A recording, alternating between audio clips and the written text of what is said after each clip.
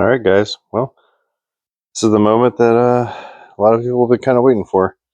We had a whole lot of side projects going on, as a lot of you know, and a lot of that was because of the fact that I was kind of waiting. It's taken some time. Finally got everything in, at least the major stuff. There's a good opportunity or chance that I'll probably need to order some more stuff here and there. I originally was planning on doing like a top engine build, so to speak, meaning like the cylinder, head, valve cover, that kind of thing. Really didn't intend on doing a split case. So in this case, I'm going to be splitting the case. I ended up getting, well, after discussions and talking, I ended up also picking up a 2 millimeter stroker crank from NMW as well. So as you can see, there's a ton of stuff from NMW. This is that crank that I was telling you about. And with that, they have a forged connection rod. So this was pretty cool. I was in discussions with him and in talks with him about this. It actually was kind of a funny story because I was literally in the process of looking into options available for connection rods, um, and he randomly like brought it up that he was thinking about making one, and basically told me, "Hey, stop! I'm going to have one pretty soon." And here we are, brand new forged connection rod. So looking forward to that. Hopefully pull the old one out, get a nice little comparison between the two.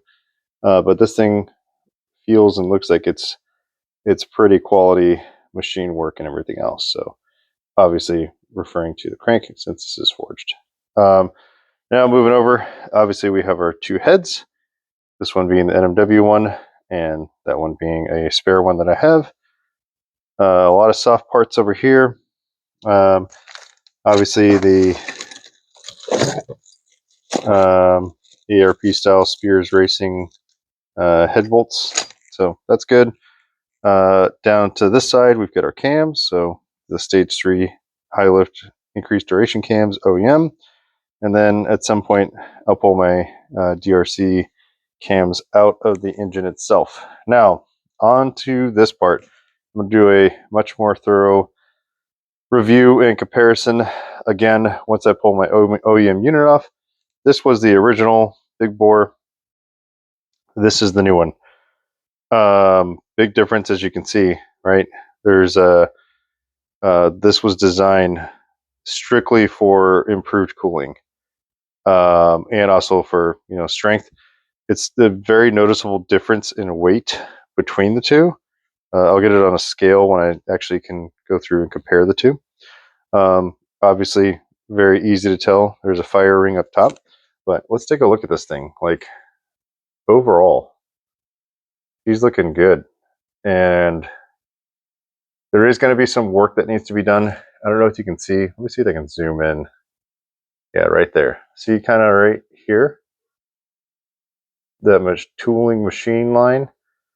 So I am going to come in and basically deburr all of these areas, right? All throughout the whole block.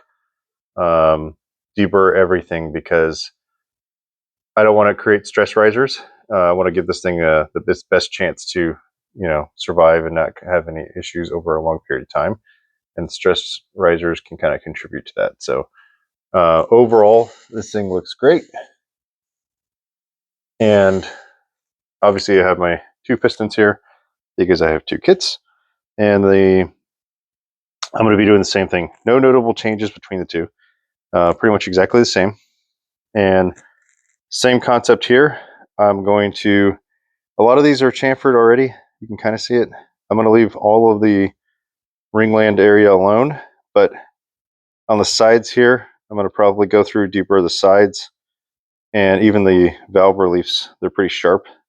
So I might go through deeper some of those as well. So onto the gasket. So copper gasket, obviously already set up for the new coolant channels and everything else. And these obviously line up with the coolant channels in the head. Now, I decided to go with the 2mm option. They have a 4mm option. I specifically I didn't want, it's already a high compression motor.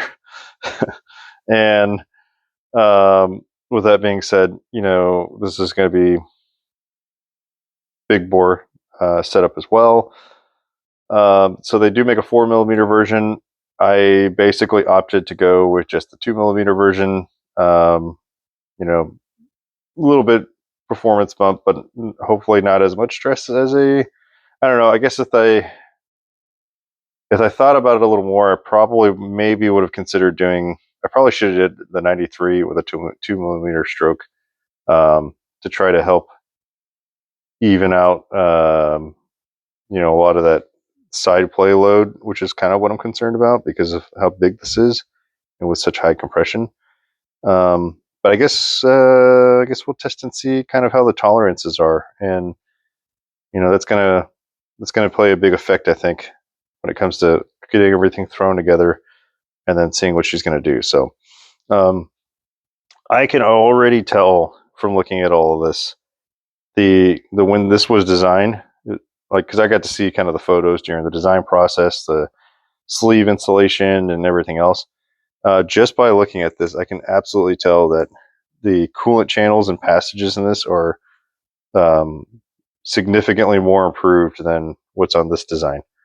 So I'm going to go through and I'm going to have to make sure all this stuff is really cleaned out, inside all these pockets and stuff, everything else, because it's a good place for a lot of chips and stuff to kind of hide inside of. But I am excited about that. I'll take a look and see how this is all going to come together.